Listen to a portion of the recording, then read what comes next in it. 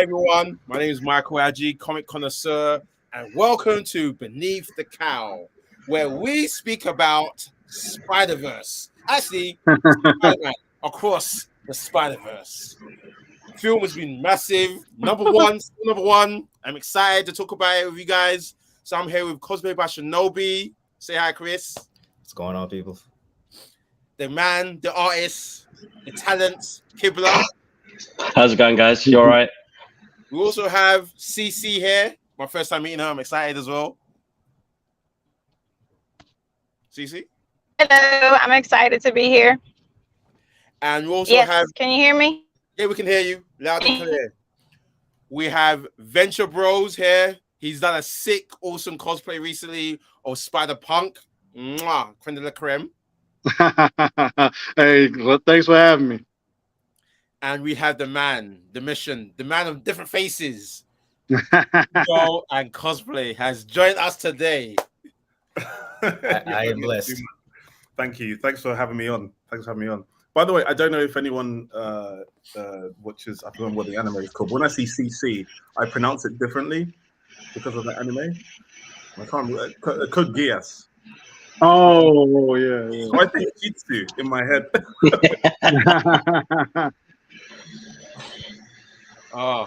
So I'm gonna start off saying this, yeah. For the film of Spider-Verse, or Across the Spider-Verse, Spider-Punk was my MVP for that film. I'm not gonna lie. Easily. Yeah, hands down. Yo, I was surprised about how Daniel Kaluuya delivered on that character.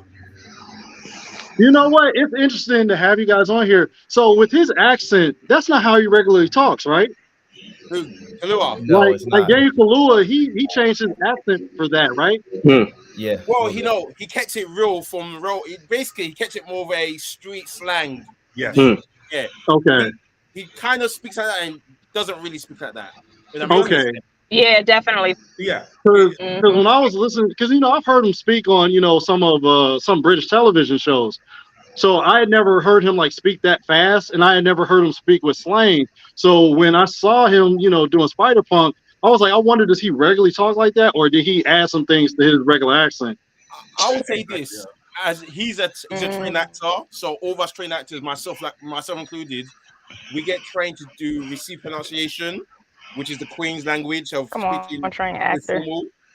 So how he conducts himself on interviews and how he conducts himself behind closed doors will be two different contrasts, isn't it? Right.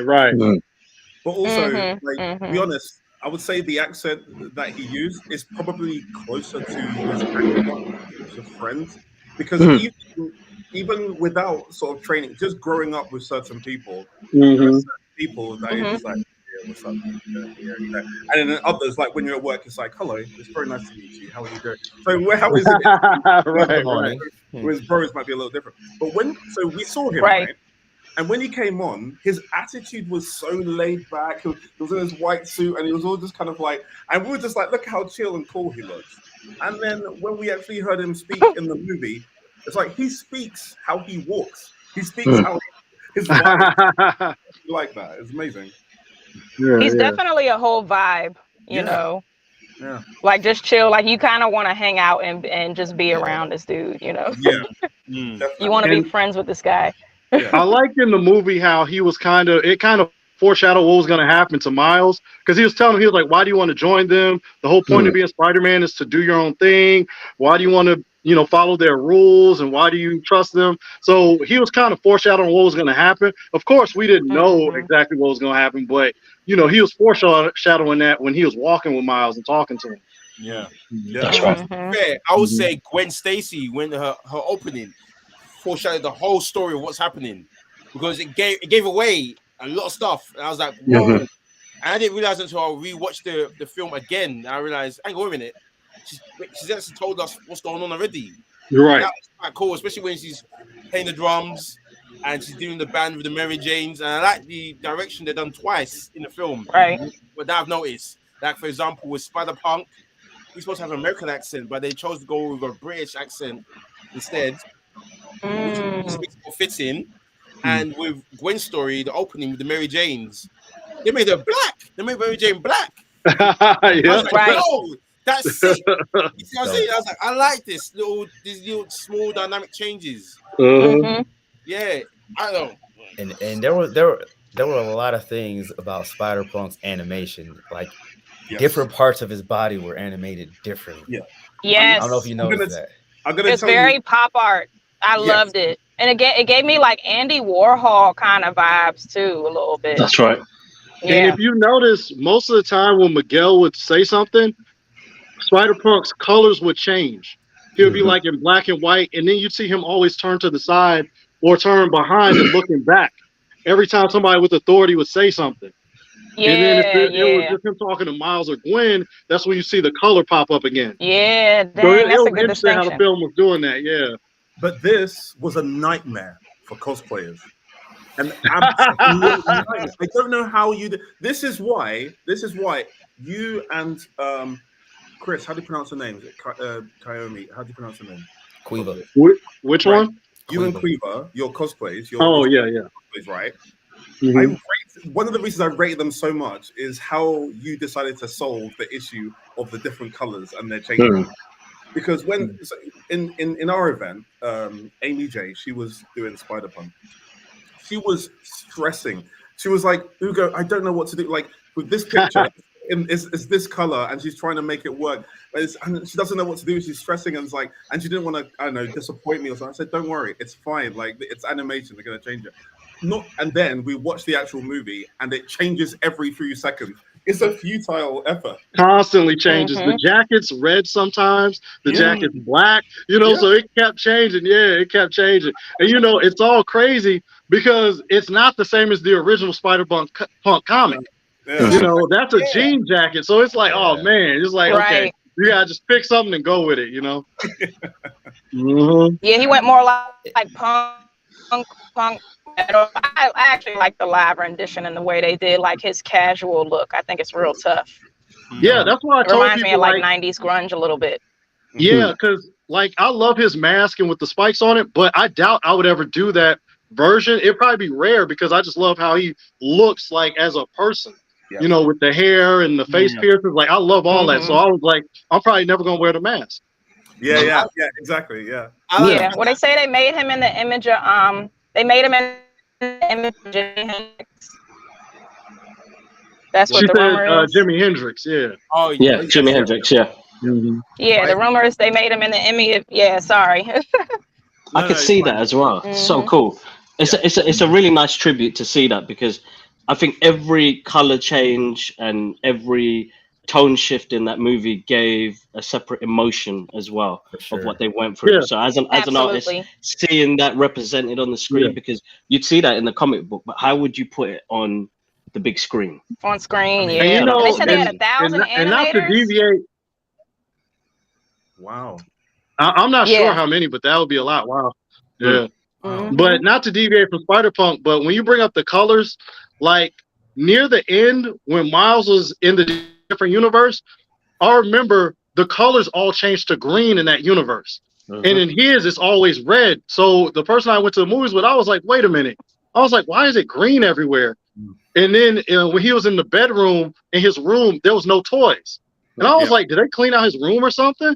And so they definitely alluded to him being somewhere differently, but it's like it was hard to pick it up right away, but it's like, wait, why are all these things different? I feel like that was deliberate. It was so smart because what it did is it made you feel that something was wrong. It made you have spider sense. Like, it's like we felt that something I love was that. wrong, and Exactly we couldn't quite pinpoint because we recognized the color change. It's weird. Right. We knew it was in the wrong universe, but we didn't.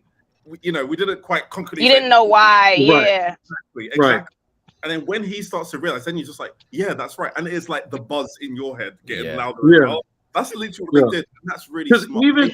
Because even with the mother was like, who is Spider-Man? But if you think about it, earlier in the movie, she thought Spider-Man was Puerto Rican. So she knew she knew what Spider-Man was. Exactly. So they even said it right there. But it's like you said, you don't pick up on it. It's just like your senses are tingling like, wait, what's wrong?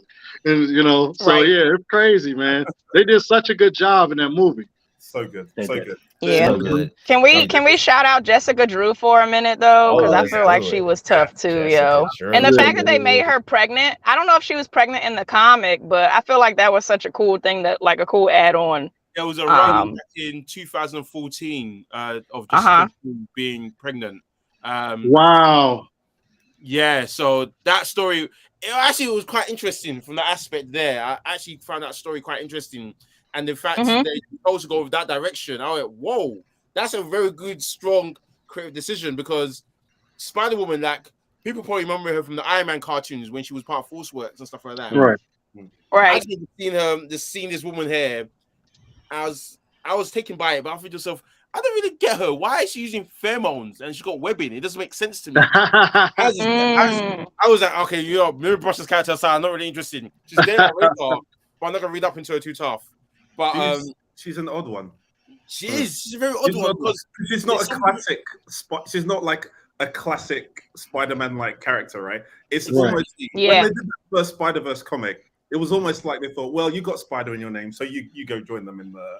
But you know what? I think wasn't she around in the 70s? Because they had her with the big fro, but she had the regular Spider-Man outfit. Oh, she's been around. That was another. Yeah. That was another woman. That was another person. So okay. Another woman, yeah. So basically, back then, the one you're talking about, she was a librarian. She's librarian. Oh, okay. Sorry, you're in school right now. Sorry, I just just hey, no, it's all good. It's good. I was telling some people, like I had told Cece, with Spider-Punk, Hobart Brown, and I told her, I was like, Hobart Brown was actually the first Prowler.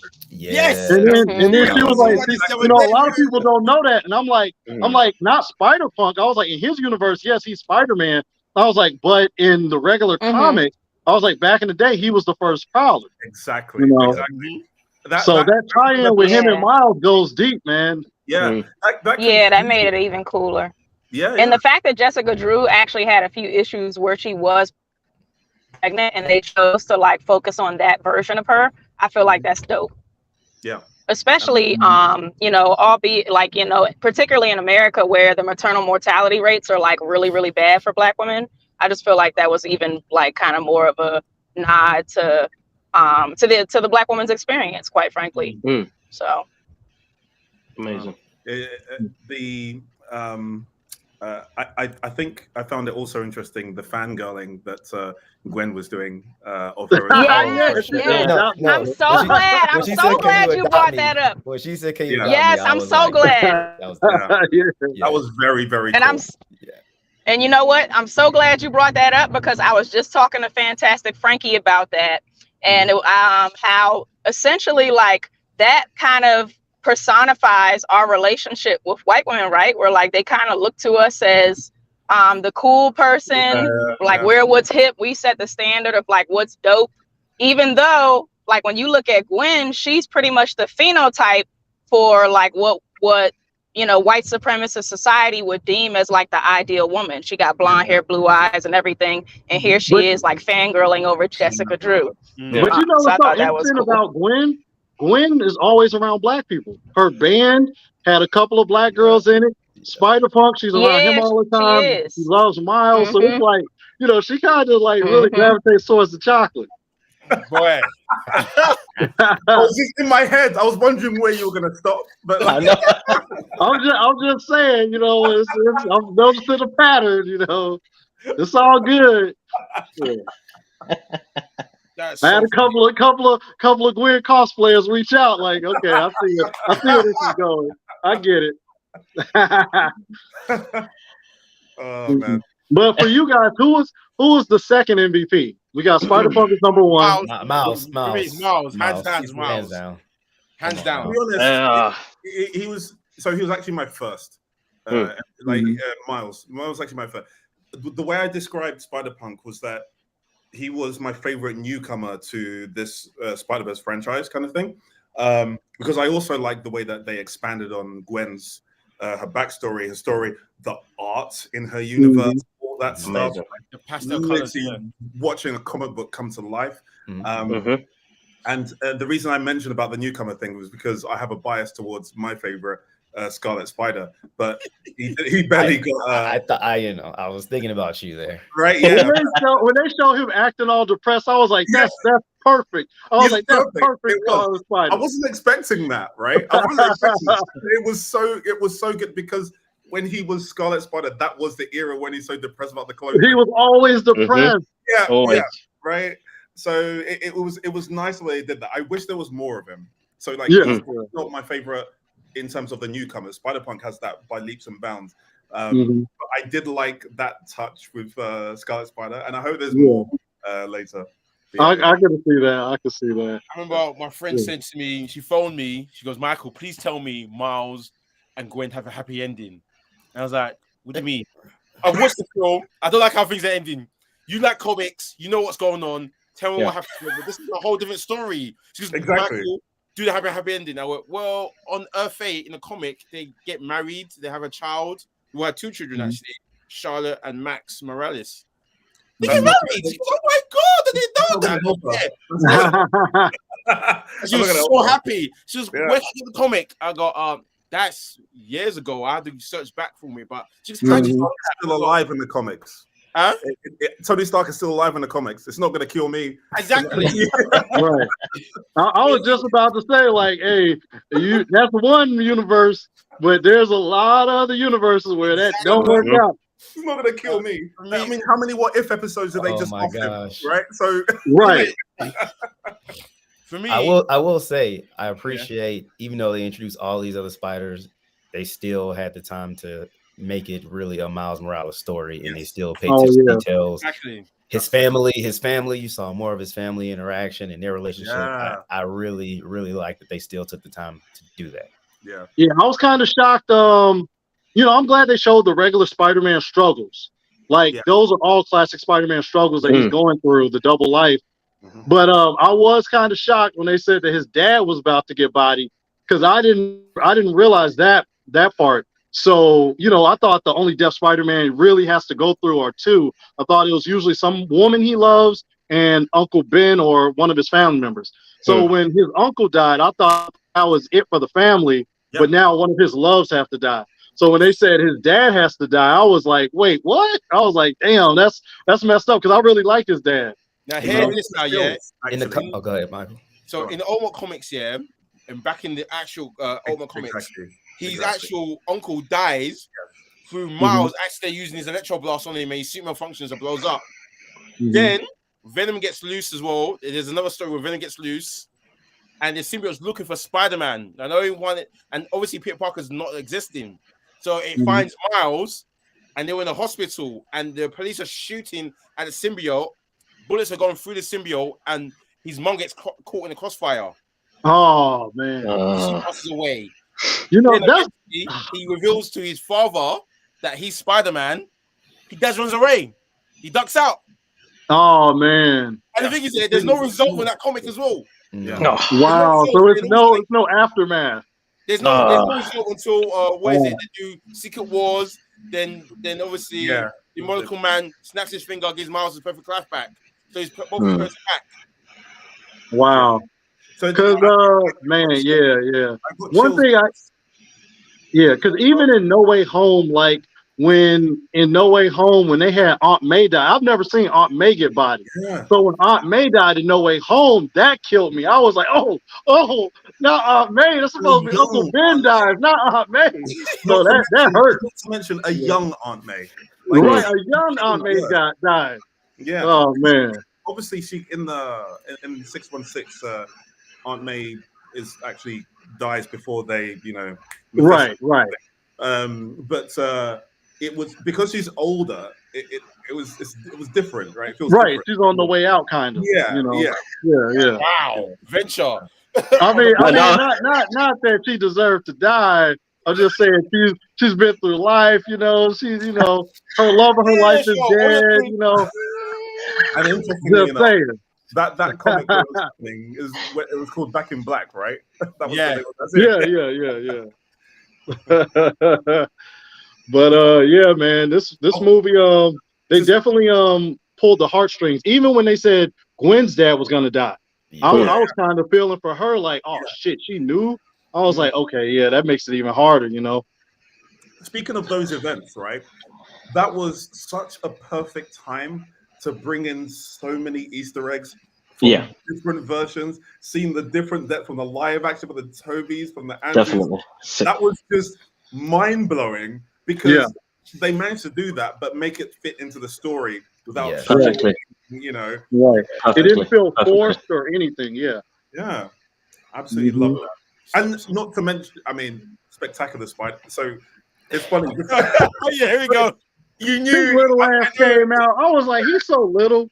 I forgot he was so small. He is. And it's supposed to be, like we've had so many debates about different versions of Spider-Man, which one was the best series, and all this kind of stuff. And the two that I hold up are the '90s Spider-Man and Spectacular Spider-Man, right? We were lamenting the fact that it only was 2 seasons and all this stuff, and it wasn't too long before then that we were talking about that. So once he appeared on screen, like so many of us in our row were just like, yes. It's like, if you know, you know. And, I didn't even know what he said because we were just celebrating during that whole time. Oh, man. And you know what? I don't think they put in the 90s Spider-Man, that first one in the 90s, because Fox owns the rights. And, they're not going to give it up to Sony. Yeah. I wish they at least had Daniel Barnes, the voice actor. I wish they had that would have been good. Yeah. Because that's why they don't have Madam Web in the movie. Because I think they would have put Madam Web. It would have been perfect to have her somewhere. But I think that's why they didn't use her, because that was the Fox's version. But they're working on the Madam Web movie right now. Yeah, exactly. Yeah. Oh, okay. But I think because they have other plans with it, okay. Yeah, because they're doing the movie. Okay. But I do miss the other. I mean, the OG Spider-Verse, right? Yeah. That's the OG Spider-Verse. They even put in the 80s Spider-Man when he tried to stop him. He was like, anything you can do, I can do. I love it. I was like, oh man, they really going back with it. It was cool when they brought it, seeing Donald Glover as the Prowler also. Oh, knowing his backstory, also connection with being Spider-Man, and the reason they created Miles Morales because they said there is no black Spider-Man. Yeah, that's also cool. That was perfect. I thought that was so dope that they include, because he was at Homecoming too. As the Prowler, so it was perfect. It was a perfect time. Yeah, it was a perfect time. They probably weren't going to close that out, that storyline out in that way. Right. So having it in another universe and was really good. It was really good for them to do. Yeah, and the fans kind of got a bit of closure what they wanted, and obviously he got too old for what they wanted, and right. But they still figured out a way to include them. Exactly. Mm-hmm. No, that was amazing. I love that. There was so many. I'm yet to watch it a second time. And because there are a million Easter eggs that I just want to really zone in on. They were happening left, right, and center, and you're reacting, and then another thing happens, and you're reacting. The chase scene, there were so many things happening. So many. That's why when you said a cosplayer's nightmare, I'm like, it's so many different Spider-Mans during the chase scene that you recognize, or new ones. You're like, wait, who is that? And it's like, as a cosplayer, your mind is just going crazy because you're like, oh, I want to do that. Oh, I want to do that. Oh, I want to do that. It's like, shit, So it was at least like 6 different Spider-Man I want to try now because of that movie. Yeah, exactly. Yeah. So we're gonna talk about Spider-Punk literally taking the materials that he's gonna use to make the bracelets as they're walking and talking before he leaves. It reminds me of Rocket. Yes. Right. Yeah. Exactly. And then people online were like, "Oh, I thought he was going to betray Miles at first." I was like, "No. If you look, as soon as the shield goes up around Miles, Spider-Punk puts his hands up and says, "Use your palms." That he immediately says that. So it's like, no. The whole time he was on Miles' side. He never, took their side. See, I think they stayed true to who he really is, right? He's anti-capitalism, anti-corporations, and they stayed true to that. Yeah, anti-establishment. CC? What'd you say? CC. CC's. Yeah, because she's been quiet for a while. Oh, yeah. She might be frozen. Y'all can't hear me no more? Oh, you're back. You're alive. You're active. You're moving. Your I've been face talking moved. this whole time. I swear. Oh no! I was promise like, you, man, I her have. face is really still. Because I'm switching. Look, here go the bad. It's bad enough that I'm driving, but it's like I'm using my GPS because I don't know where I'm going. I'm driving to like the middle of nowhere or somewhere in my state. It's like in movies when somebody changes the video recording, but they'll have the same loop go back and forth. That's what was going on with you. Are you serious? Oh my God. You know, black people don't get it. Okay, so now I gotta run through everything I said. But one, I actually hope I hope they have Silk in it because I don't think I saw Silk anywhere in it. And I actually do hope that they make her. I hope they make her more OP because she wasn't really like that OP in the comics. So I'm hoping that they like make her make her like dope as hell just because she wasn't. But I don't remember like the original question. I am curious as to like what is going to happen in the next film. Like, I don't know how it's going to play out. I'm hoping that nobody's dad has to die. Yeah. That would be great. It's Spider-Man. Somebody's dying. Or Gwen. Spider-Man, like, somebody important always dies. That's Spider-Man. Yeah, Marvel. Lore. Like, that's how Spider-Man gets down. Yeah. First movie, his uncle died. I disagree only because there's so many things happen now. Miles, as 29 said, he's the anomaly. That's true. 542 to 1610 to bite Miles, yeah. So now I don't feel like I feel like Miles has the power to make changes. True. His fate, you know what I mean? In ways that to make the Spider-Man what he is would sacrifice. Yeah. I would agree only if it wasn't canon. His uncle still died. So it's like even though Miles is the outliner, we still see the everything still getting followed. Exactly. Even though he's the outliner, because his uncle still died. Instead of his dad. Yeah. That's true too. Yeah, that's true too. Yeah, that's true. Universe, I think his important deaths have happened for him, but I feel like there will be a death. There will be a sacrifice. It's a Spider-Man thing. It's what they do. It's Spider-Man. Like that's why we gravitate towards him so much. It's always something tragic that happens. Because like if you think of every Spider-Man movie, it's always something. Yeah. You know. Yeah. Even with Spider-Man, look at Tom Holland. His mentor, Iron Man. Iron Man dies. Aunt May's the one to take care of him. Aunt May dies. You know, it's always something that happens to people Spider-Man's close to in every universe. And that includes Miles. Miles did have his uncle died, but that's one. Spider-Man usually has two dramatic deaths. So I think either Gwen's gonna bite it or somebody else is gonna bite it. Or it might be someone, so it may not be someone close to Miles, but it may be someone close to someone that we are close to. So for example, mother, or who knows, maybe someone that Hobie's close to, you know what I mean? Like someone that we care about. Because they could even kill Hobie. Yeah, because right now you can tell he's like Obi-Wan for Miles. You know, that's Miles Obi-Wan Kenobi. You know, so don't put that in the universe. I feel like or Peter. Right, Peter. That's what I'm saying. Peter has the daughter. Yeah, Peter Parker has the daughter now, and after that speech, that's one of those speeches in Spider-Man that you might bite the dust right after you give a speech like that. Yeah. You know, so like that's that's how Spider-Man is. That's how the lore is. You see him telling MJ, like, you know, everything's gonna be okay. He was the most positive person in the whole thing. He was the most positive. Yeah, exactly. He told Miles, he said, I thought I would be a good dad to raise my daughter because you're such a great person, and I took you in. So that's right there foreshadowing like a motherfucker. Like Peter might go. Miguel might end up killing Peter. Like that's how it might go. Yeah. You know. True. Speaking of killing, the Spot. Now, to be honest with you, I've read about this guy. I've watched this guy. He's always seemed like the parody. No one, his powers are dope by all means. But he's never been someone that he's been a real threat to Spider-Man's Rose Gallery. You understand? Yeah.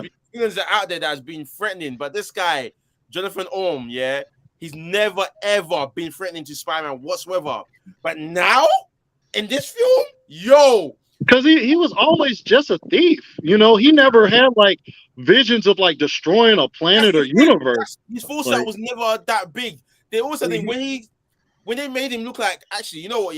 I'm the villain of the week here. I'm a joke to you. Okay, then let's do something about that. then when you see him go to different multiverses, getting more stronger. When he was fighting for the Spider-Man together, there was nothing to him. He just he went from having no, you're exactly right. He went from having so many problems fighting Miles on a one-on-one to like he was able to take on all 4 of them with no problems whatsoever. He ought to be able. This is the thing. He's powerful enough. He ought to be able to do this. Those kind of powers are really quite. Even in the 90s sort of version, like he ought to be able to take everyone. The only reason that Spidey even beat him is because he didn't want to. Someone was holding the person he loved hostage, and and he was doing. He wasn't. His heart wasn't in it, and he's like, but technically, he's extremely powerful. Yeah, the ability to go to different universes and bring anything back as well. I mean, he literally can open a portal to like an ocean and then just have it flood you. You know what I'm saying? Like stuff like that. Like that's an OP power set. You seen Jumper? Yeah. Yes. Imagine Jumper, but with no restrictions. Yeah. That's what it is, right? I wanted to go back to the Silk thing because, like, I don't see we kind of lost it, but, like, because I am a massive Silk fan. Yes. Are you? I was also hoping that she would be there. And like you say, in terms of her power, I think at the beginning when they introduced her, they showed her as really powerful, and then later on, when she got her own comic, it wasn't like she was kind of like a regular Spidey sort of thing. Yeah. The fact that her webs and things were so much more powerful, and especially when you consider her origin story. Like she made her first outfit out of her own web, where like most of the Spider-Men will like run out of web if that were them, you know. So like with her, but didn't she start off as an anti-hero? No, Silk never started an anti-hero. Okay. Cindy Moon, she got bitten by the same spider that bit Peter Parker, but instead she got told to hide in a bunker because someone's after her. When she got out, she still got her mindset stuck in the 90s or so, thinking that she's still living that time, not knowing things have moved on way beyond then. And when you first meet her in the comics, because it's down to the writers how they make the characters, I feel like they've forgotten about these things. Yes, she has organic webbing and everything, and that's unlimited to a degree, but she's also a lot faster than Spider-Man. And her Spider-Man. The only thing that Spider-Man had over Peter Parker of 6 was his strength, like his actual physical strength. Everything she pretty much outstripped him. Like, and that was great. Speed, stamina, webbing, everything she was outdoing him. Also, another fun fact as well: when they're always close by to each other, they're always doing the See, that's what I want to see. I want to see that they got that pheromone thing where they can't help but just get out. Well, you know, the thing is with the Spider-Verse, with the whole movie set of Spider-Verse, even though Miles is the main character, he might just be the main character for the trilogy. With it being so many different Spider-Man out there and so many different universes, they could easily, after this first 3 movies, throw in someone else as a main character and throw in other Spider-Mans that they haven't introduced yet. So Silk could have a huge part in the next few movies. You know, you never know. You never know. That's true. I would love her to have her own thing as well, because there is a lot of backstory for her, and that whole thing of her trying to get back into the world from nothing could be really compelling, because it's kind of similar to what now our movie 616 Peter Parker is going through now that everyone's who Peter Parker is. So he's having to start from scratch, which is essentially what Silk had to do when she started to get she had to help her like try and get something or whatever. So so that could be a really compelling story. We got a little comment. You ain't lying.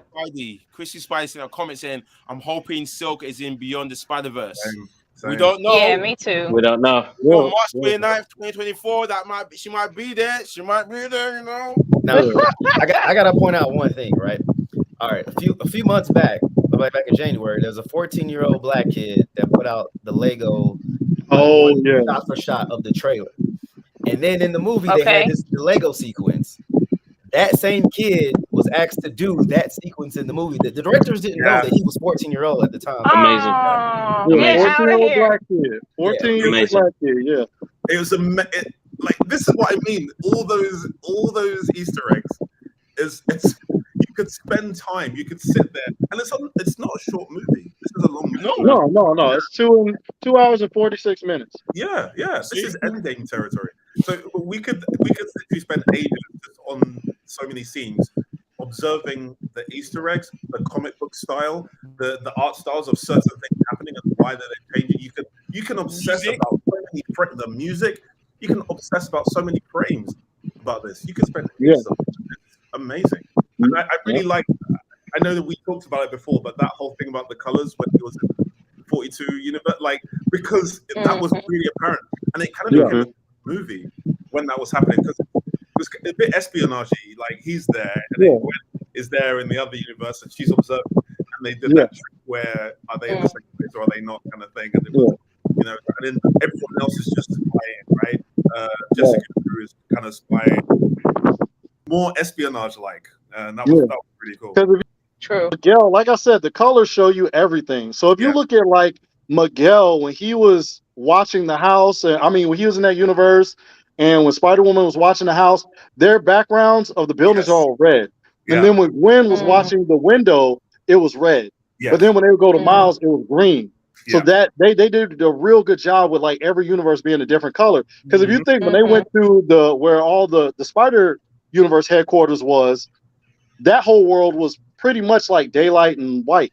That's right. You know, so you could tell the different colors by each universe. Yes. You know, and Gwen's, it was like, I don't know, it was like bright colors. I want to say it was like pastel. I want to say like violet or pastel, watercolors. But even with hers, you could kind of distinctively, watercolors, like you could distinctively tell, you know, where her universe was when she was there. It was like an impressionist painting when it was her, and then that's a good I mean, way when she was talking to her dad, like they're in the same place, but then the whole thing went white because there were certain emotions that they were sharing, and whenever they shared emotions, they'll change it even in the very same universe.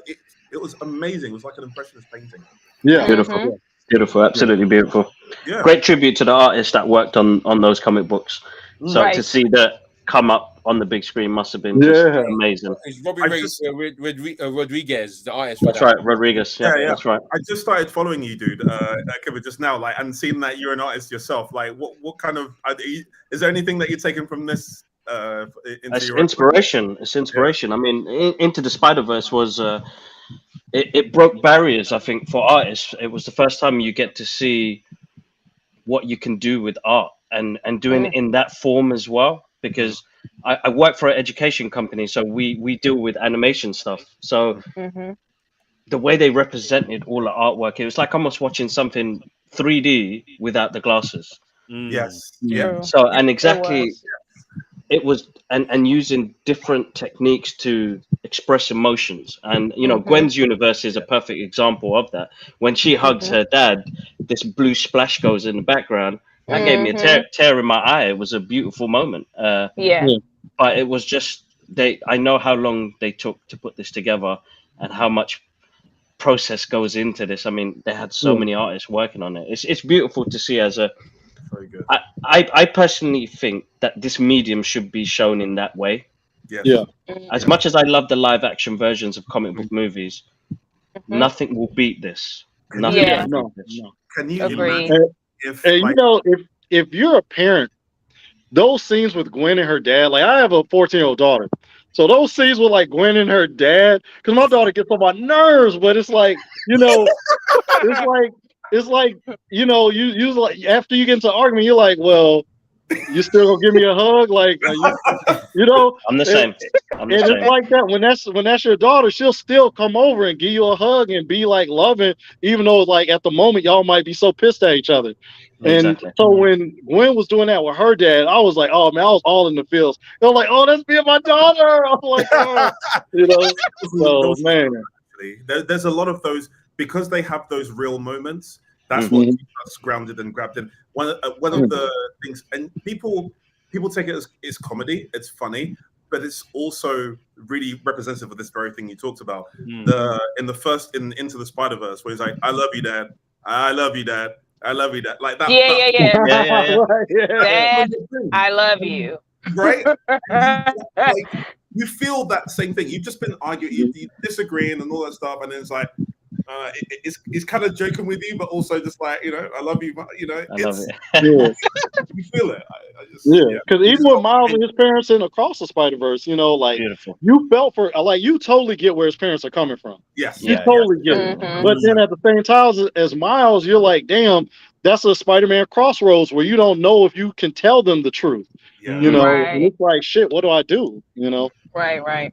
We've got a comment here from Mr. Cosplay Alliance himself. He asked, "Is Indian Spider-Man in the comics, or was he a new character?" Well, he's in the comics, but he looks different. He's actually a comic character. Yeah. He's actually a comic character. He's there for what, since the early 2000s. 2000s. Yeah. Now he looks way better in the movie to me. Yeah, he looks totally much better. I want to shout out. I really want to shout out calling Coco, who did our for in our premiere. She did our Indian Spider-Man, and nice. I asked her to make this. So we had the Comic-Con weekend, our London Comic-Con the weekend before, this thing, like a Wednesday, and I asked her pretty much on Comic-Con day, like the first day, and she did it by that day. Like, she slaved away. She had work and everything, and she did it, and it looked amazing. So I just really the day of. So the Friday of Comic-Con weekend. So she didn't have that time because it's like Comic-Con. Wow. Monday, Tuesday, bang. Wow.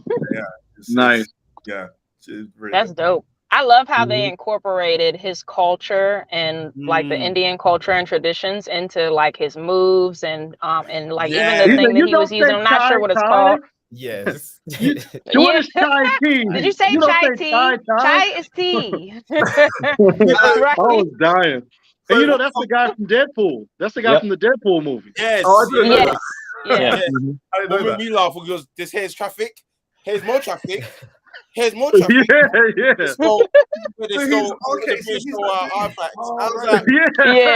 It's like super accurate. Really good. One of the reasons, so we were talking about the fact that we prefer his costume in this one. One of the reasons I asked Coco to do this cosplay is because she cosplays Miss Marvel, and I can't help but see the similarities in that, right? Yeah, definitely. True. Man, that's literally what it is. Because the sash, and then the hair's out. The hair. It's like, maybe you can modify your little something. True. You're right. That was a good call. Good call. Yeah. Fury pulling the strings. But what'd you guys think of Miles Prowler? I thought I want to cosplay. As soon as I see him walk with the braids and the mask open up, I was like, oh man, I'm cosplaying that for the premiere next year. I saw it. I now have this habit of if the character comes up on screen and there is someone who I'm with who should cosplay it, then I just do this. And Michael was right there, and he's like, "Hey, guess what I'm cosplaying? Yeah, hey, guess what I'm cosplaying? Yeah." I went crazy because I saw it, as soon as his helmet came apart and I saw the head. I was like, "Yo!" Because I went, "Yeah, that's me. That is me." Because the mother said, "What'd you do with your hair?" And then the uncle was like, "So you took your braids out?" And I was like, "Oh, he must have braids." But seeing it was just so next level. I was like, "Oh man!" I really got the Jordans. I found the Jordans that he has. The black and purple and white. No, not white. No black out. Oh, okay. I didn't waste no time. Trust me. The clothes. Hey, I feel that. I love that. The clothes, the gauntlets, they're getting made as we speak. Trust me. I mean, he looks so dope as the Prowler. I was like, okay. I was like, they really did justice. Very cool. Yeah, I like them with the braids. Right? It's the way they lay things up. It's like there are surprises, but they're also surprises you kind of see coming, but you see it revealed at the right time. And when you saw that his uncle wasn't the Prowler, but there was a Prowler person, you knew it was Miles. Yes. You still needed that confirmation. That reveal. Yeah. And it still had the effect, even though you knew. And again, it's like our spider sense is tingling until that very moment. What I liked as well, when when the spot was talking about I made you, now you made me, yeah, and then the flashback of where the spider came from. There's a scene in the background, you see Miles there.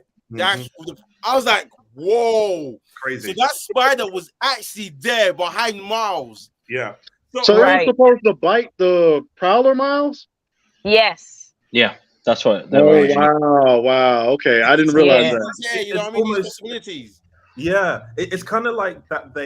It's like they reminded you that in the comics, this is what happened, and this is how we messed up with it. Like, and you're like, oh my gosh, so it was supposed to be like in the comics, but it wasn't because of this and that. It was really nice how they messed with that.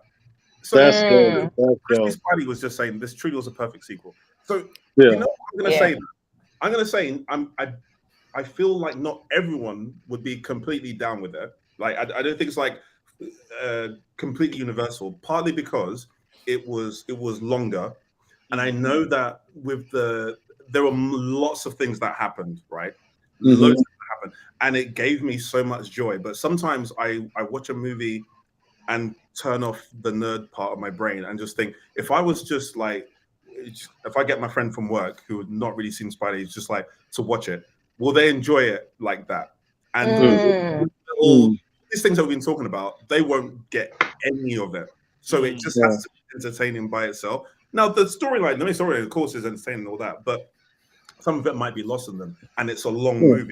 So I think, like, I don't know whether I would say it's a perfect sequel. For us, it is.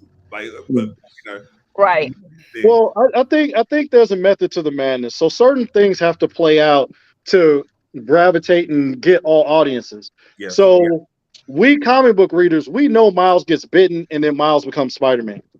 But in Into the Spider-Verse, when they show Peter Parker in his universe and he was just the perfect Spider-Man and then he dies, I think for general audiences, it's like, oh, okay, so who's going to pick up the mantle now that he's dead? Yeah. So that's different for us. That's different, but it's also cool at the same time because we know, like, okay, there's a multiverse of Spider-Man, so there'll be a different one, you know. But if the general audience was to come through and just see the regular way that Miles got bitten and turns into Spider-Man, starts doing that, they might have not gravitated towards as much because it might have been like the same old thing, you know. Yeah, exactly. So I think there was a method to the madness, how they introduced this version of Miles. 100%. Definitely. Yeah. The key is having something that is slightly different enough for those of us who know the lore to be excited and be, as well as satisfying the other audiences, which is why Civil War so much. Yeah, I was about to say. Yeah, right. That's what Marvel has done so well, right? Yes, it's gotten so many people and gotten so $1 billion and all these movies now because they've been able to translate it to a general audience. Yeah, right. And enough elements that you recognize. What I love about it, is the soundtrack. I have not stopped playing since it's been released. Yeah. Metro Boomin, Metro Boomin is eating good now because my goodness, there's so many tracks, and I'm listening to it every morning at the gym. I'm listening to it like, man, man's this is a hummingbird. Man's this is the self-love. Oh my god, boom. It's actually crazy. I keep going from the first soundtrack and this one because both are just both are really good. I'm not denying that. I'm trying to relive the second film still in my head. Yeah.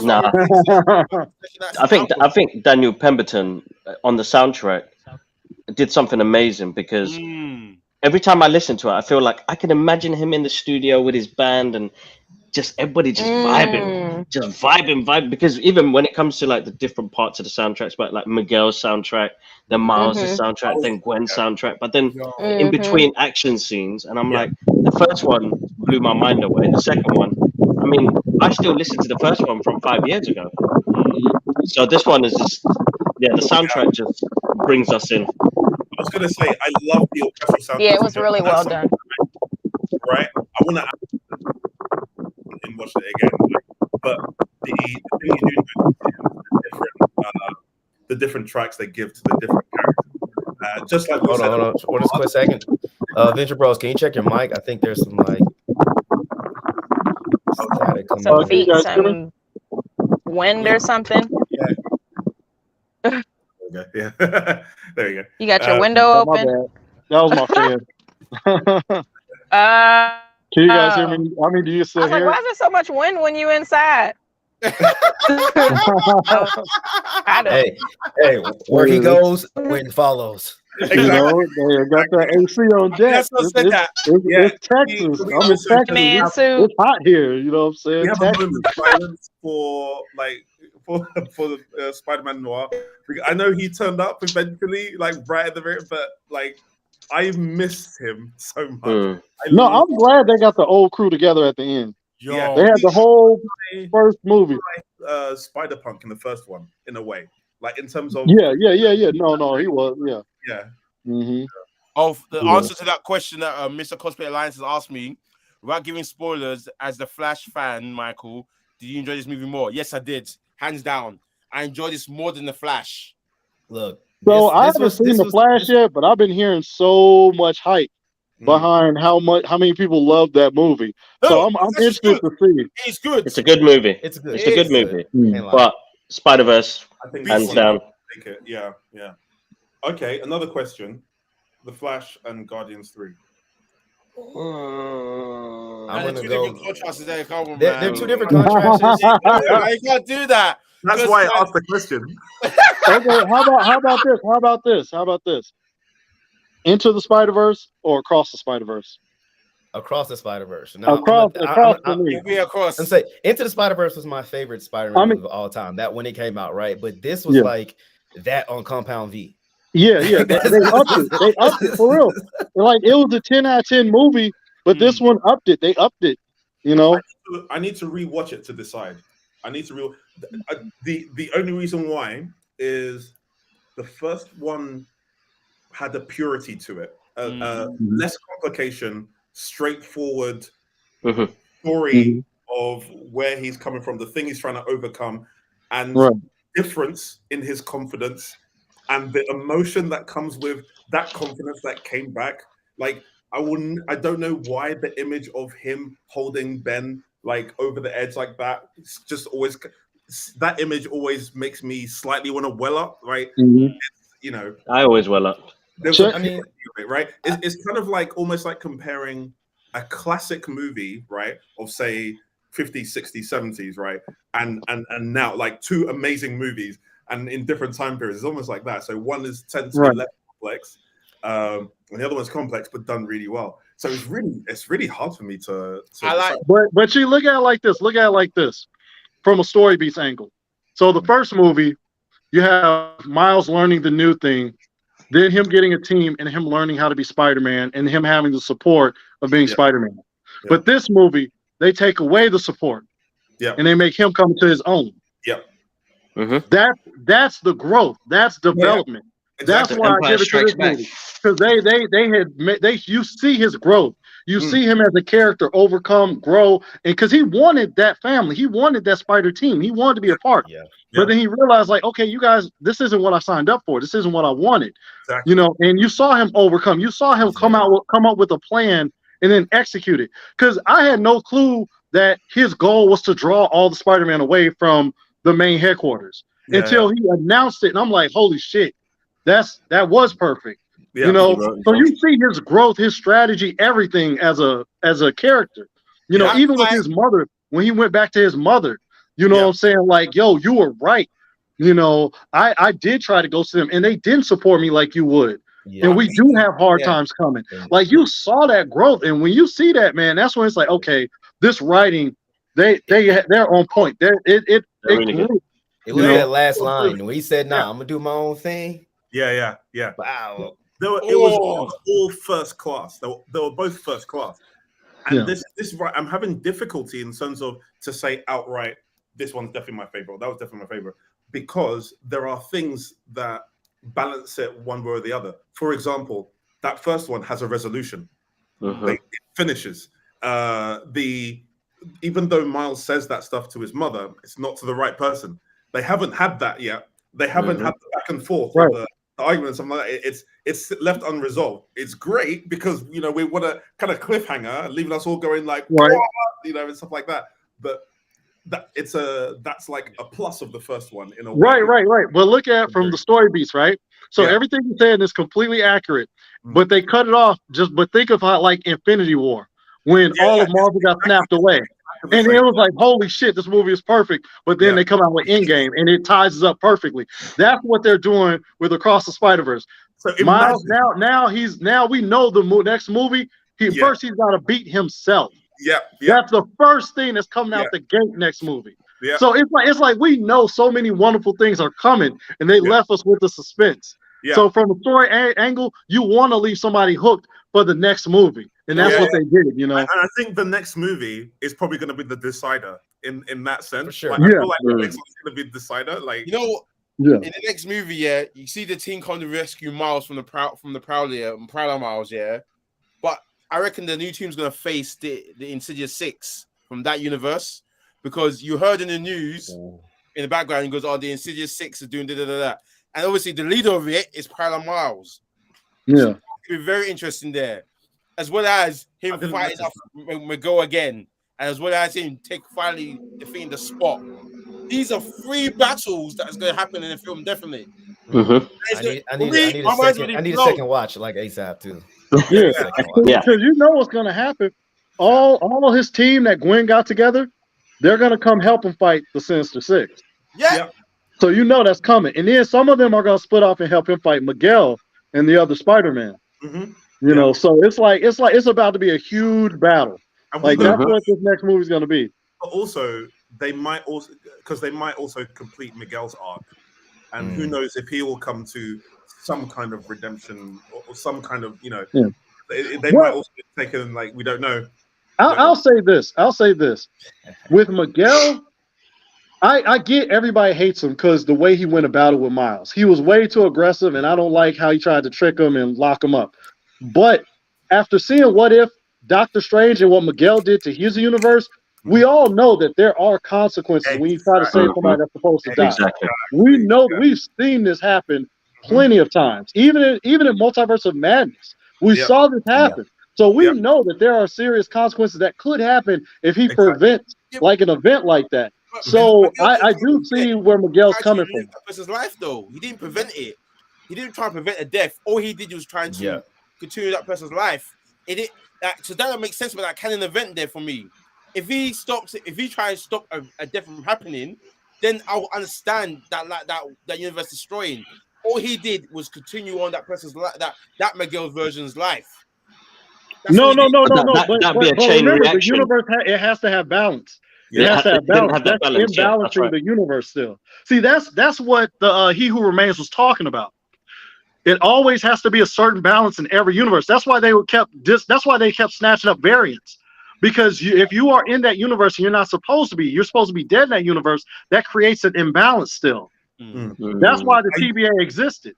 You know, to get rid of those variants from that universe imploding because of that. So with Miles, in Miles' case, if he prevents his dad from dying, his dad's supposed to be dead. In Miguel's case, he did continue his self's life because the other version of himself died, but he was no longer supposed to exist in that universe. So that created that imbalance. Yeah. The other thing is, I believe that they've actually gone for a different representation of the multiverse with this with this Sony one. Like, there's always been even in the comics, there's always been like a slightly different way that the multiverse is represented in terms of the web, the web of the multiverse, and the way the other stuff is. They sort of try to make them line up in certain ways, but the whole thing about canon events is a bit different to the way that they've established the multiverse in the MCU, which makes it more confusing when you see it does, especially when they bring up the MCU. Because they brought up Multiverse of Madness. He said the nerd on Earth 99999 is Doctor Strange. No Way Home. No Way Home. No Way Home. My bad. No Way Home. Yeah. I like the example they used. They said, well, in this kind of event in ASM 90, which is actually an actual aspect that happens. Yeah, the actual book. Yeah. I was like, my mind. And oh my god, I actually know what event they're talking about exactly. Where Captain Stacy dies there. I was like, Even his internet connection understood. It froze at that moment when he said, even his internet connection knew. So it's just one of the things there. And also a fun fact as well. Gwen's from Earth 65, yeah, and the reason why she's from Earth 65 because it's a representing to her where the character Gwen Stacy was actually first introduced in 1965. Oh wow. Yeah. So I got a question for y'all because a lot of speculation have been talking about is whether Gwen could be trans because she had the protect trans kids flag, and her dad had a pinned trans pin. Now my theory is her Peter actually in that universe might have been trans because he was bullied and all this other stuff. That's kind of my theory. I don't think Gwen actually is. I think she's a supporter. Yeah, I can see her as a supporter. I mean, I don't know. I wasn't really getting trans vibes from her, but I mean, it's hard to tell whether they'll take it. But definitely, yeah, what you said about Peter, because it didn't seem like that Peter was her love interest. It just seemed like that was her best friend. Yeah, and like you said, he did get bullied and stuff. So I could see that definitely. Is that what's been going on the internet at the moment? Is that what's being said? That's what's going around. Yeah. Oh wow. What? Clearly, I'm living in the cave because I didn't realize. I know. In their house, I did see certain things that represented like trans support. Yeah, I saw that in the movie. Yeah, I saw that in the movie, and I saw okay, cool. She's showing her support as she's like an advocate for that, and she's But I didn't know that's what's been said online. It could just be support because she is that kind of person though as well. Yeah, right. In general, like she's that kind of person. Yeah. Okay. And okay, did anyone? This is a culture thing, right? When Gwen goes to see Miles, first she rips open his action figure first. Right? I gasped first of all. Yo. Then she's on his bed with the sneakers. I'll say this now. Okay, first you're not going through like my book, like my art book. That's no way. I'll be like, whoa, I would have snatched that so quick. Any girl comes to my house. He's opening his cabinets beside me. Nope. Touching comic books. Nope. And taking it out from the plastic. Nope. It's funny that this guy is saying this right now, because when he saw me at Transformers, the dude started ripping off the Transformers file in my thing. What? Because he thought it was funny, right? And now he's saying this stuff. This dude, huh? Wow. You know better too. You know better. I beg a girl comes and touches the stuff in your room. Oh man! Don't you dare! Brilliant, absolutely brilliant. Yeah, but it was just playful fun, between each other. It's not like I'll come to your house. That's okay. Everything that you're saying is what she's gonna say. No worries, it's all good. You know what? Amen. If that comes to life, then yeah. But you know what? Yeah. You got a new question. Oh, Gwen's fear of not being accepted for who she is, her trauma, and finally taking her power back was relatable to the same pains coming out. Yeah. Okay. I see that now because I concur with that now. I concur with that. What? Oh, go ahead. Because of her keeping her identity secret, and because her dad was chasing her down as Spider-Woman, because she's like apparently Spider-Woman murdered Peter Parker in that universe and everything like that, and finally being accepted by her father for her revealing who she really is. I get that now. That contrast that balance is absolutely That works. Like, so I was a captain in the military.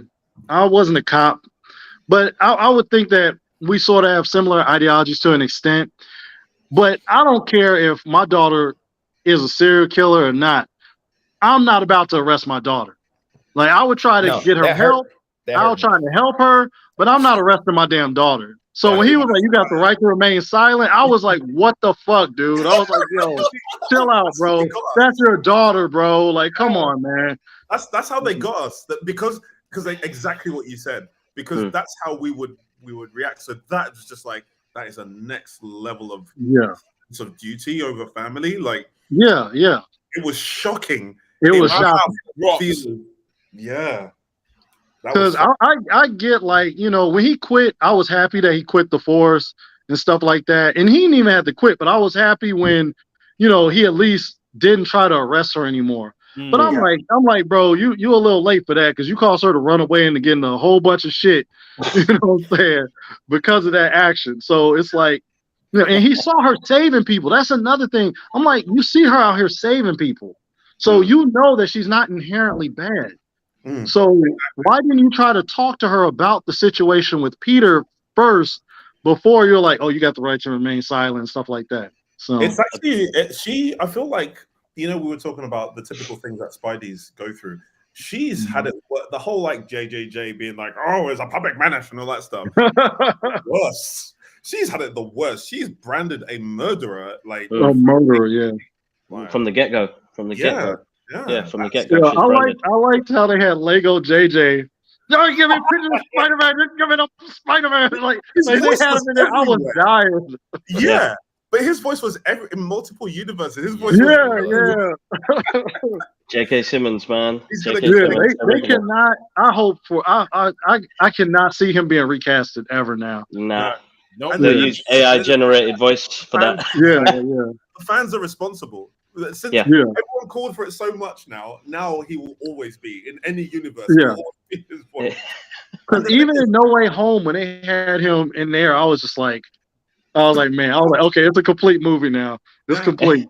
The thing is, there have been other good ones. Like the 90s JJ was really good. Oh yeah. Really good, right? Yeah, definitely. The Spectacular one was really, really good. Yeah, like, if you don't get it in 0.2 seconds, then I'll do whatever. Like, so go for some variety as well. Like, it's hard, man, because like after those Tobey Maguire Spider-Man movies, like it's set in stone, and he has to be, JJ. So. JJ, to hear JJ in different universes, it was real cool to see that. I like the certain elements of that film of when JJ, like I watched Spider-Man 2 literally just this week and just seen J.K. Simmons just act as J. Jonah Jameson. Then when I watched Far From Home, and at the end, he goes, there you have it, Spider-Man. Then I was like, yo. There you have it, folks. Spider-Man did it again. We all knew it. I'm like, yo. I lost it when I saw it, man. Mm-hmm. I mean, his best scene was the, Spider-Man was a hero. I was just too blind to see it. He's a thief. that is still the way. He does not care, man. He does not care. Man. It's weird how the cheesy, like the stuff that him and his assistant, whatever, like, or chief of staff, whoever he was, did. It's the kind of stuff that we would say, like, I don't know, is Batman and Robin level vibes, but they pull it off every time. Like that shit worked every time. It works. They did make him Commissioner Gordon. Yeah. Okay, they did. That was. But he was Commissioner Gordon for a little bit. So if he was Commissioner Gordon before he was JJ, I think that would have been fine. But because he had done such an amazing standout job as JJ, when it was Commissioner Gordon, I was just like, he is an other person. Like JJ, what are you doing out there? Get back in the studio. Like he could just. It's like, why is he even? Why waste your money on JK to do this when you don't want him doing anything? Like, it's just, man. It's very terrible. I can't. Yeah, man. I couldn't think of anything I would have really done differently with the movie at all. I need to watch it again to determine that. At the moment, I can't think of that. I saw it the Thursday it came out here, and then I saw it again that following Saturday. Like, I had to see it a second time quick because I was like, nah. I was like, I need to make sure I caught everything. And I'm sure it's probably still some things I didn't catch. Like when you guys talked about the Spider and Miles with braids being in there, I didn't know that was in the movie. So one thing that was interesting with Spider-Punk, they said that when they animated it, they hadn't casted the voice actor yet. But what they did, they had Daniel Kaluuya interview footage, and they put that underneath Spider-Punk, and they were like, oh, at that point they couldn't see anyone else playing that character except Daniel Wow. Kaluuya. So they're like, we have to get Daniel Kaluuya to play So this good. character. So cool. Yeah. Wow. Yeah. That's that, and that's great for him, because I didn't really see. I thought his MCU days were over. I mean, his days with Marvel. He just locked up. I He's didn't locked see up, him man. doing nothing else with Marvel. We're gonna break him out. We're gonna break him out. Okay. That was a good one. I was like, man, Wakabi in jail. They not, man. It's over for Dave Kaluuya. Over. Man's just sitting in prison, just like. Hold on. Get this. Spider-Man 4. Rhino breaks him out. No, just kidding. Which Rhino? Spider-Man Rhino? Oh, Rhinos. They come together. They come together. And you guys heard that they're gonna do. Sony said they've announced the Miles movie live action. Yes. Yeah, Evan Pascal announced it. Yeah, it's in the works. Yeah. On a Friday, she announced it because people were writing and raving well about Spider-Man. So Evan Pascal goes, "Yeah, we're also looking to do a live action Miles Morales film." Makes sense. Makes sense. I would prefer that they did it not in the MCU universe. No. This is Sony that said, just have the freedom because I know when it comes to Spider-Man, they have that joint. So basically, Marvel do have the creative direction, and they have the distribution and stuff like that. But like, it would be cool for them to just do it completely their way. Not basically, I don't want them to be tied down by any storylines in the MCU kind of thing. Yeah. Just do their thing.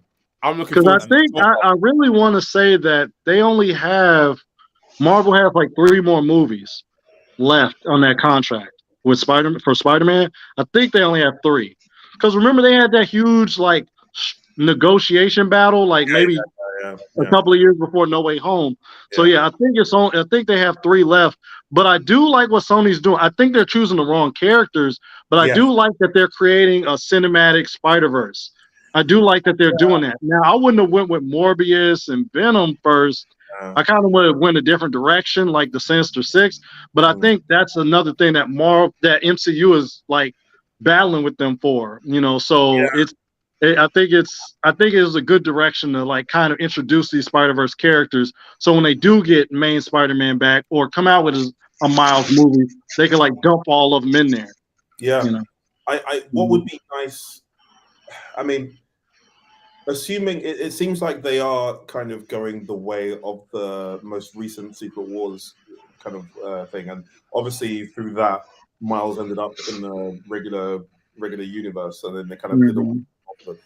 They could use something like that to do that. I wouldn't mind if Marvel went because they've done a good job with the home trilogy, so to speak. So I wouldn't mind if they had a stab at it. I just don't want them to do it like the way they've done Morbius or the way they've done Venom. I'm not really a fan of the way they've done those. When it comes to the Spider-Verse movies, they have literally said to these artists, do whatever the hell you want. And that's why they're so good. Whereas these other ones, I've not been impressed. I know some of them have made money. Venom made money. They completely ruined Carnage. It's hard for you to have these characters without Spider-Man. Like it's just, exactly. Especially when some of their origins are right. Like you can have a movie showing how they transformed for the ones who where it didn't involve Spider-Man when they transformed, but that it has to be a one and off, and you gotta wait to use them again. You can't try to force a trilogy off of it. Exactly. Like Venom made no sense because it's like no, Spider-Man has it first. Spider-Man has the symbiote first. I mean, even his very look, the symbiote was copying the it was copying Spider-Man. I mean, it just makes no sense. The only one that could work, like the Madam Web one, could possibly work because she obviously has eons of stuff before.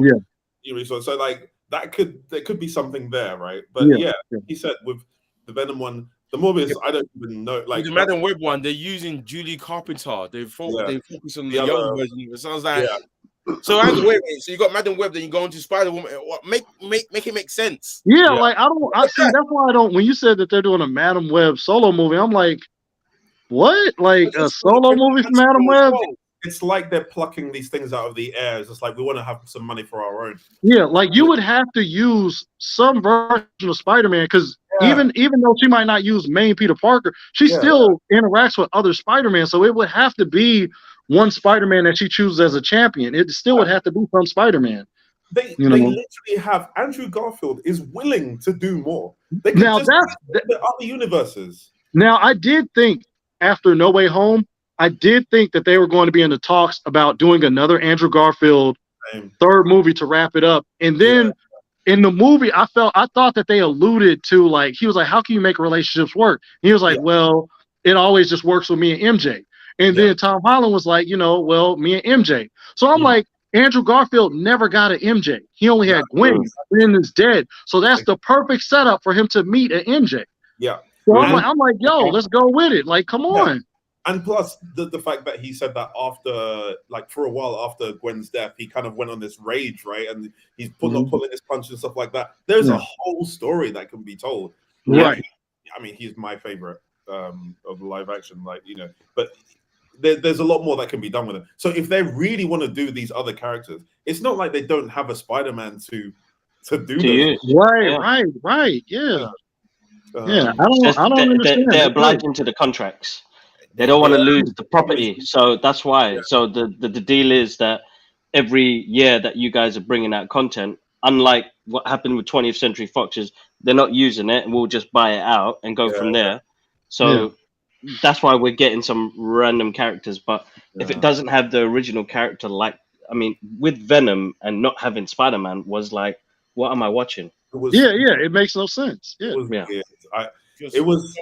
Sony has rights to not just Spider-Man, the character, but they're all the universe. Yeah, all the characters. That you're looking at these 2,000 odd characters in the Spider-Man world alone. So they have rights to every single one of them. So I was like, whoa. So but they have to make stuff with them. So if they don't make it, then they can go back to Marvel. But because they're bringing out all of this. Exactly. That's the they want to do that. Yeah. That's what they should. This is the thing. Spider-Man has other heroes. Yes. Look, have these other heroes be introduced. They don't have to be that good. They could get killed by the villain, but I would rather see them do a hero story with that villain killing that hero or that villain fighting that hero, and then like, okay, what are we gonna do now? And that's how it ends off. And then when you get Spider-Man back, boom. That's when you have that hero have to team up with Spider-Man and Spider-Man take him down, because that's close to the comics. Exactly. I mean, speaking of the kind of other heroes that they have, right? Even can you imagine if when you were talking about Prowler before and Hobie Brown, because I keep thinking of the 90s, right? In the 90s, and he kind of saw him. He went through this. If you like, villain arc, and then he came into his right senses and stuff like that, right? And an anti-hero of the Prowler going through the underworld, things like Kingpin, all these things, like they could literally do all this stuff and then have him be this anti-hero or whatever, and it would work, and it still is like a complete thing within their stories. And there are so many others that I don't know which ones are specifically like Spider-Verse sort of characters, but there are others that they could use. Because I was thinking about you got Silver Fox, you got Sable, you got White Tiger. Is White Tiger specifically Spider? No. White Tiger's not involved in that. She's more she's not a part of really. They just done it. I mean the guy. You got Black Cat or whatever. The guy, not really. No. But you like with Venom, right? So if they wanted to, like, I mean, with Morbius, I would have went the route and had him like fighting Blade's mom or something like that, like they did in the 90s cartoon. I would have had that because they needed Spider-Man's help to finally take down Blade's mom. Like I would just throw in just story points that that the Spider-Man comics have already gone with. Like, just put those in there. That would be the perfect way, because like I said, I could think of so many Spider-Man stories where he didn't come in and help out until like those heroes were getting fucked up by the villain, and then Spider-Man finally comes. With all these characters like Morbius, Venom, they have their origin story always involves Consider Spider-Man. For Spider-Man, example, with Morbius, for example, he's the reason why Spider-Man needed his blood to try help him turn back from being the 6-arm mutated. The 6-arm, monster spider. That's Yeah. it. You know what I Peter mean? Parker's mutated DNA with compound V, and then he got Morbius. Yeah, and it was the love triangle with Gwen. Yeah. Yeah. It's like But studios don't. I feel like studios don't like using source material. Alicia did the accent. They don't. They hate fucking using source material. It's like because it'd be too easy. It'd be so easy. Like just follow the stories. Just follow them. Oh man, Black Cat is a super soldier now. Black Cat took the same super soldier serum as Cap. Black Cat. I don't know. I guess they decided to like she wasn't tough enough. So yeah, man. Now she's like able to whoop Spider-Man's ass. I'm like, wait a minute. Since when could she like muscle Spider-Man down? I'm like, get out of here. I remember in watching certain documentaries on YouTube, like I saw the reasons why they went that direct. There were certain things that they were allowed or not allowed to do and stuff. But it's funny. Obviously, at the time, I didn't know better. But like as you read the comics through the years, it's just like, oh, that's a bit different to what they did. Yeah, that's a difference.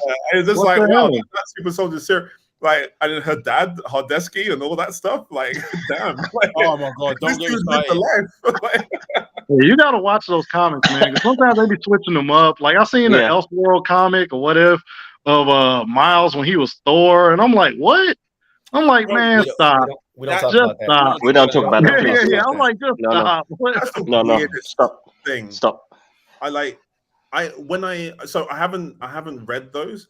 When I saw images of those, I was just like, I'm not looking into this. It was so cringy. The image itself is of the cover is okay, but when you get into the story, he was like on Odin's fade. By Odin's fade. I was like, what?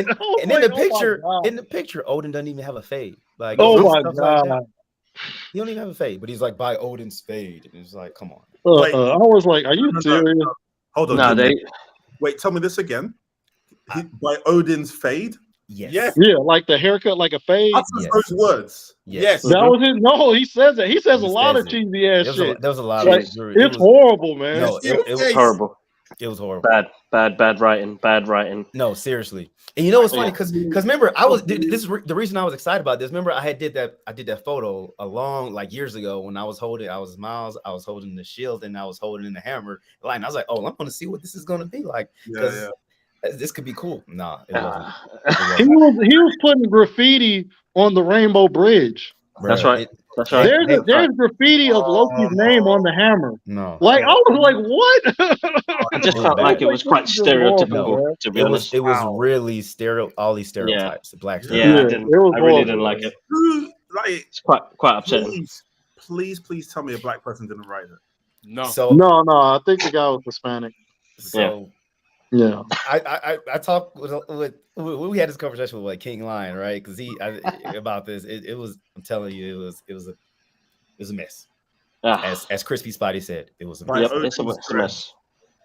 Yeah, but as far as Sony though, like we're saying, man, it's just so many routes they could have taken because there's just so many characters in the actual Spider-Man lore. And it's like if they want to create that universe, they really could. Yes. It's just the way they're going about it with their choices is kind of weird.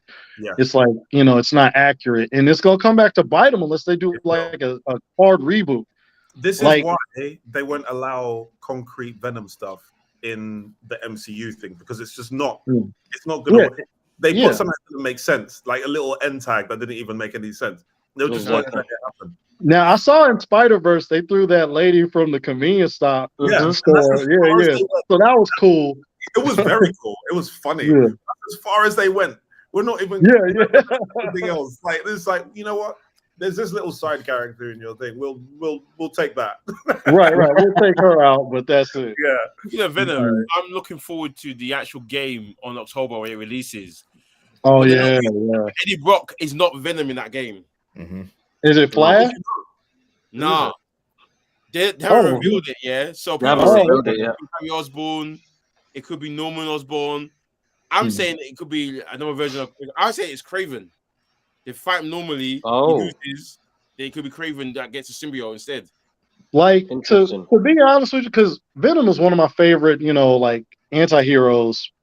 But Craven, I think, is a very good villain. If they could definitely do a Craven movie, and it had nothing to do with Spider-Man, they could just do his whole backstory. They're doing that right now. They're doing that right now. Oh, they are. Oh, okay. Yeah. What's his name? Aaron Taylor Johnson. Aaron Taylor Johnson. Yeah. Oh, okay. I'm worried because, like you said, the potential is amazing, and Craven on his own can work because his origin isn't really based. There's a whole lot of history to him. A whole lot of history. But because of the way that they've handled the other non-Spider-Man live action, I really want them to have their ducks in the row before they try a Craven one. Like, because they'll have faith in them, they'll mess up real quick. To me, every single one has been disappointing, including. I know lots of people like the Venom ones, but they've been. I like aspects of Tom Hardy is a good actor. That's the thing. Exactly. Actual Venom characterization, Venom doing his thing is great. Right. It's just that nothing makes sense. Because they could have the Agent Venom storyline without Spider-Man involved, So good. Or they could. I mean, just having him fight like other symbiotes, that's just boring. And then introducing Carnage the way they did, and I'm real sad because I think Woody Harrelson's a great villain. He's a good actor. So it was like, but they wasted Carnage in that manner so poorly, and it was just like, come on, man, you guys had the ingredients there, and you're just gonna fuck it up. Here's the other thing: it needs to be rated R. It needs to be rated R. It does. That was really obvious. You felt it, didn't you? Yeah. And when it's Carnage doing it, it's supposedly Craven is going to be rated R. Okay. It better be, because Craven has no problem killing people. Yeah. And Craven is a beast, man. Like a lot of in this new generation of comic fans, I don't think they know the gravity of Craven. I don't think they know Craven took on Black Panther before. Like I don't think they know how tough he actually is. He's not some just knockoff Spider-Man villain. Yeah. This is a dude who took on Wolverine and survived, so this is a tough ass villain. Someone called Craven the Hunter better be rated R. Otherwise, there is just no Craven the Hunter, but I'm just gonna bop this animal on the head. This is the one thing that I do love about the MCU, especially the way they did No Way Home, because you see how just tough these Spider-Man villains are. Because if you see Green Goblin, after you see Green Goblin, okay, Captain America might have fucking trouble taking on Green Goblin. If Sandman comes for the Hulk would have problems. So I like that they showed how powerful these villains are and how difficult it is for Spider-Man. Because in the MCU, Spider-Man, especially with Civil War, you saw how Spider-Man was handling everybody. So it's if he was handling you guys, these Spider-Man villains, that Rose Gallery, they don't got a chance, So I'm glad they showed the differences. Electro, he looked so OP in that film. Electro, yeah. Completely. The only way he was stopped was from a home goal, an own goal. That's by Doc Ock doing the thing. Yeah. The only way, dude had an arc reactor, man. Yeah. That's game over unless you trick. Unless you trick him, you got to trick him. And that's why Spider-Man, to me, that's what made Spider-Man, outside of him being very relatable, that's what made him better than other heroes to me. Because Spider-Man would always outsmart everybody. You had villains who faster, stronger, could definitely beat him if he wasn't witty and smart. But Spider-Man always figured out a way, and that's how he beat them. Man, that's what I loved about the way that they depicted Spectacular Spider-Man, right?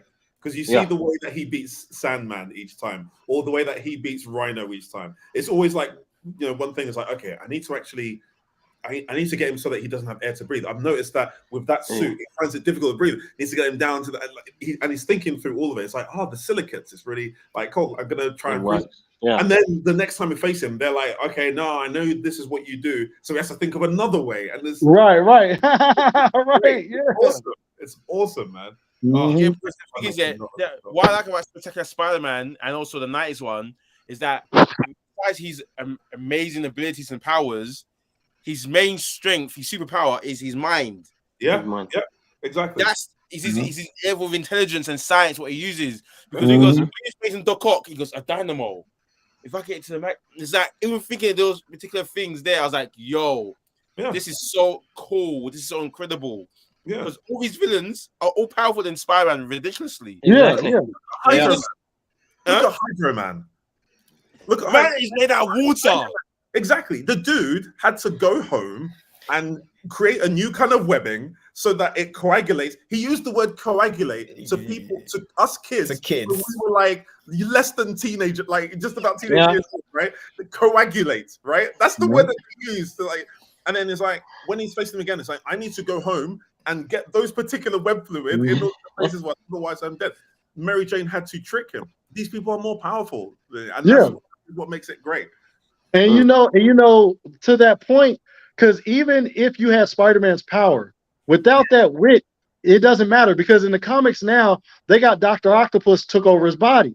Yeah. And now Dr. Octopus is having to fight the Sinister Six. Yeah. He keeps getting his ass whooped as Spider-Man. Yeah.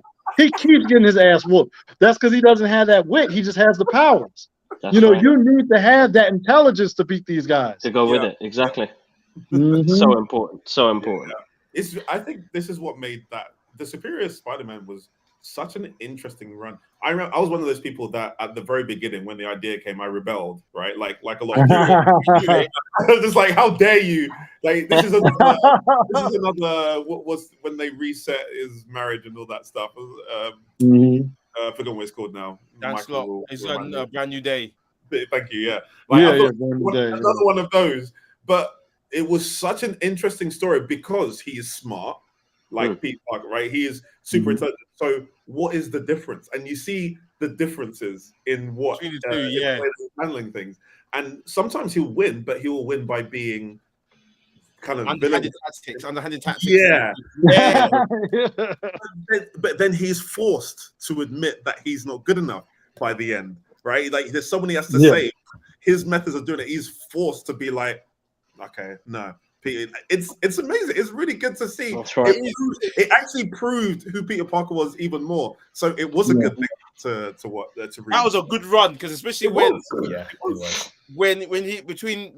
he had to admit because like Doc Ock was facing up against Green Goblin at the time. Yeah. Goblin knew every move he would make. That was really funny actually when he was facing Green Goblin because.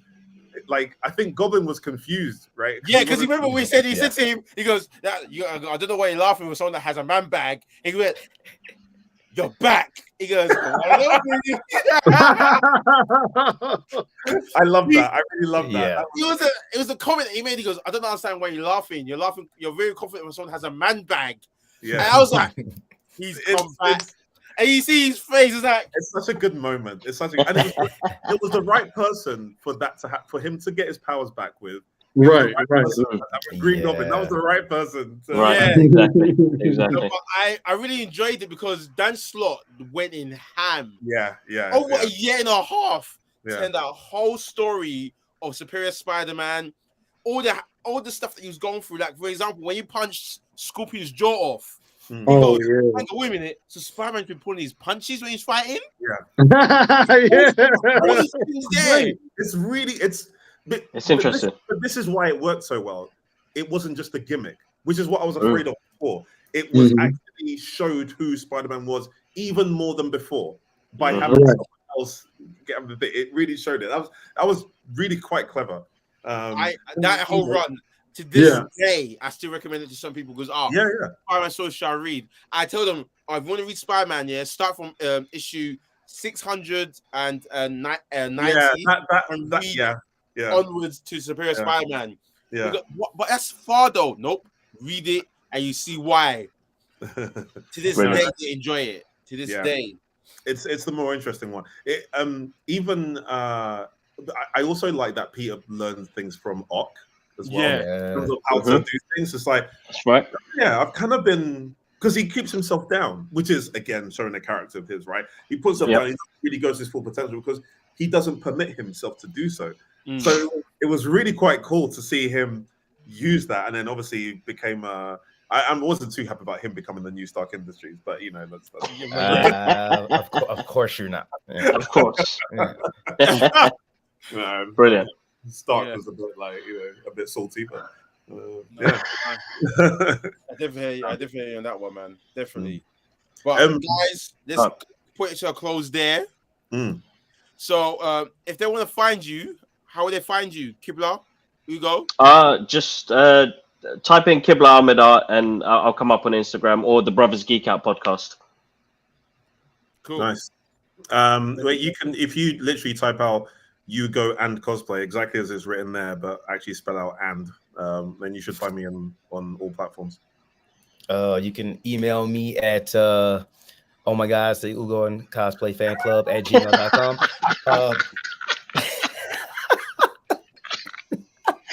Hey, seriously, you can follow me at Cosplay by Shinobi on Instagram, TikTok, and I'm on Twitter. Guys, and yeah, you can find me on IG as IG, you can find me as Michael Ag, and on Twitter, you can find me as I am Michael Ag. Feel free to find me there. I'll be responsive all the time. I'm very active. And yeah, this is a close to Beyond the Cowl. Thank you for watching. Thanks for having us, guys.